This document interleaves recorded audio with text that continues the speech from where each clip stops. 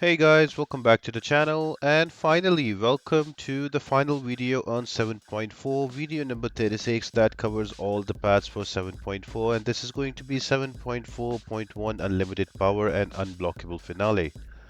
Now this is going to start with a Darkhawk and end with an anti-venom, and the nodes are going to be Unlimited Power, Relentless Mutation, Unblockable Finale and Healing Factor. So easily put, just bring in your mutant champions that have a little less debuffs and you should be able to run through this path easily. The only difficult one here would be Unblockable Finale. All your defenders will go unblockable below 25% health, but there is a way to go through each defender. How you can counter that, we'll discuss that in individually in detail. Cheese option, if you have Ronan, he will wreck this path altogether. You can also bring in the Modo. Magic also works here, but mostly stick to mutant champions. Boost well, and it should be a really fun and easy path. APOC totally ruins this path, so let's jump into your mastery setup. You can use mastery that is with suicide and also non-suicide. These are both of my setups. I went with a non-suicide setup. So let's jump into the path, guys, and make sure to like the video and subscribe to the channel before we jump into the path, and let's check it out. Now the first fight is going to be against the Night Thrasher. Now both of his specials can be easily evaded. The only difficult part with him is going to be that he will be able to shrug off your stuns and your debuffs. So try to use champions whose stuns cannot be shrugged off or they passively stun Night Thrasher. So for example, APOC makes a defender immune to purify, so they cannot purify the stuns. So APOC is a very good option here. You can also use Omega Red at 10 spores. He can reliably parry champions like Night Thrasher and all others that remove those debuffs, because for every spore on the opponent, the ability accuracy for shrugging off is reduced by 10%. Alternatively, you can also use Might Mags and also use the Guidance pre-fight. Another one that is really good you can use is your Storm Pyramid X because of her passive stuns. So try to bring such a champion, and once you throw the specials, you will get those furies on yourself because of the healing factor. And Mutant Mastery, so should be able to bring Night Thrasher down easily.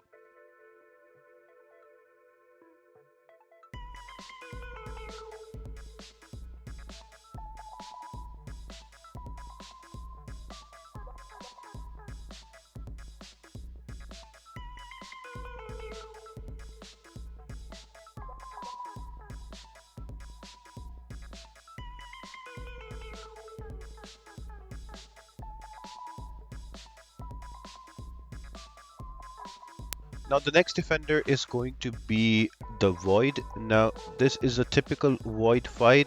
It will be difficult for you for the last 25% of his health because of unblockable finale, and before that, remember, he's going to get a lot of furies because of unlimited power.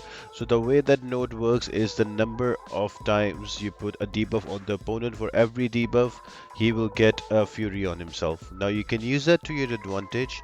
You can use champions that can use all of the buffs to help themselves, but remember, do not use a champion that will nullify those buffs, because for every nullify you will give the opponent power and you can easily push him to an SP3. Now Ronan works really well here because of all the buffs. If you have a duped Ronan, uh, the stun duration increases with every buff on the opponent. So the more buffs you have, the longer the stun is, and you can stun lock your opponent. You don't have to worry about the unblockable finale as well.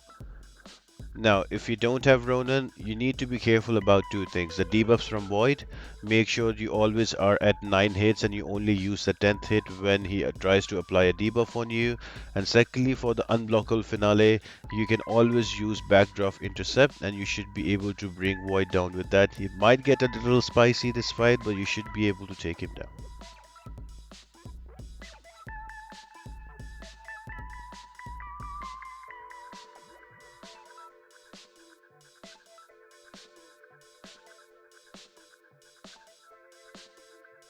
The next defender is going to be an Elsa Bloodstone. Now, if you're going to use a bleed champion, only use a mutant. Otherwise, any other class will get a degen on themselves as soon as you bleed Elsa Bloodstone.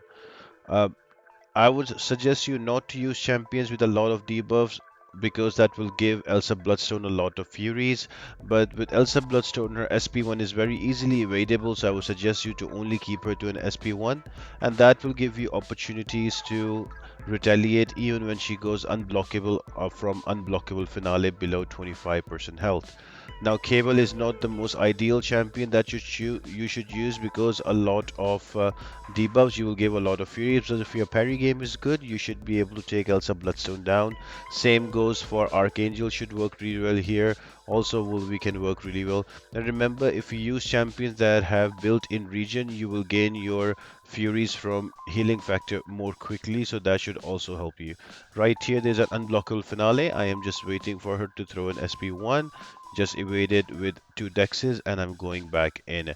Now, if you're at a point where she does not have a special one, try to hit her in a block and push her to an SP1 because that will give you the opening that you need. So I hope that helps you out and you can take her down. The only hard part will be to keep her to an SP1 only.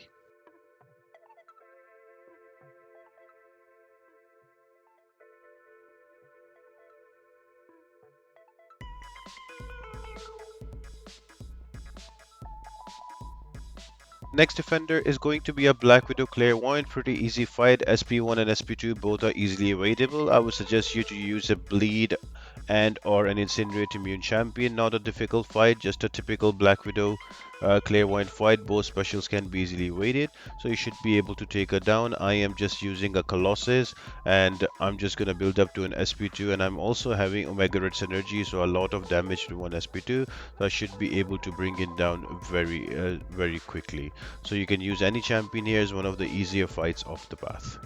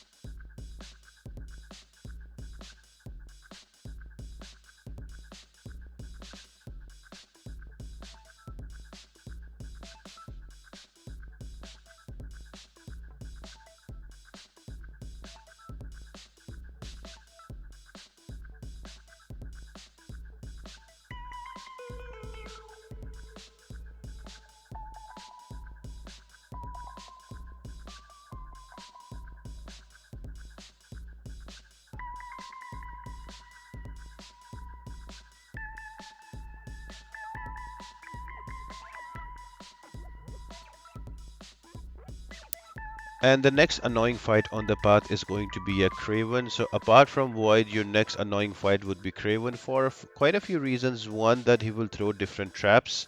As soon as you use an SP1 or SP2, he will throw a trap, so you have to avoid that. And secondly, whenever you would parry him, he will have endurance buff on him that will reduce the duration of the next stun. So you can only use a finite amount of parries.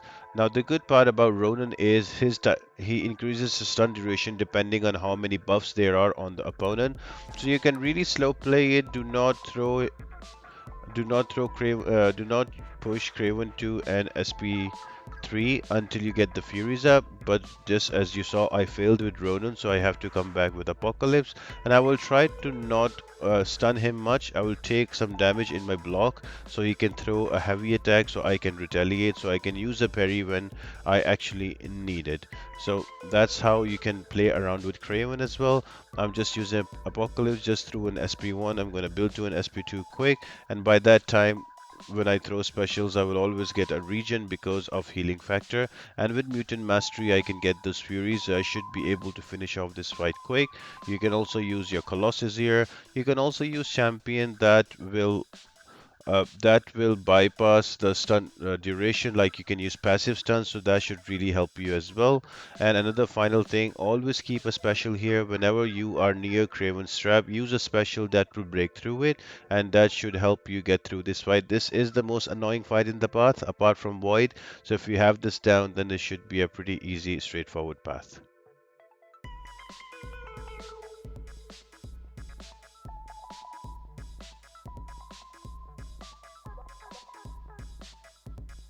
And the final fight before the boss is going to be anti-venom.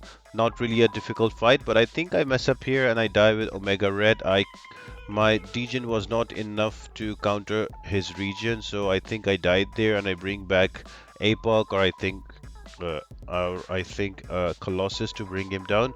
But all in all, not a difficult fight. Anti-Venom both specials can be easily evaded, so nothing too difficult about that. Just try not to push those Furies up too much on Anti-Venom, because that will be difficult to control with those specials.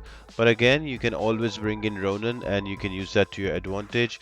Mordo can also work really well. You can just use an SP2 when he has a lot of those Furies on him, and the Soul Barb will kill. So you can easily do all of this path with the Mordo and uh, Ronan as well. But mutant champions like Epoch, uh, Domino, they also work really well. So up to you what you want to bring. If you have the champions, I would highly suggest you bring Ronan. He will cheese the path within 5 minutes for you.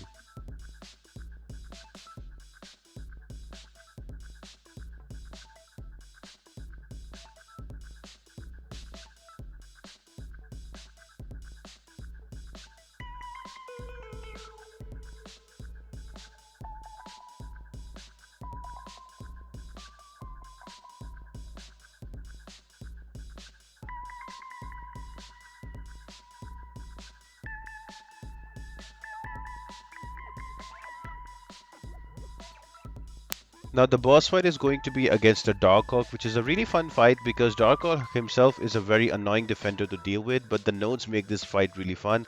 There's special connoisseur, so only time you do 100% damage to the opponent is when you have active prowess buff on you.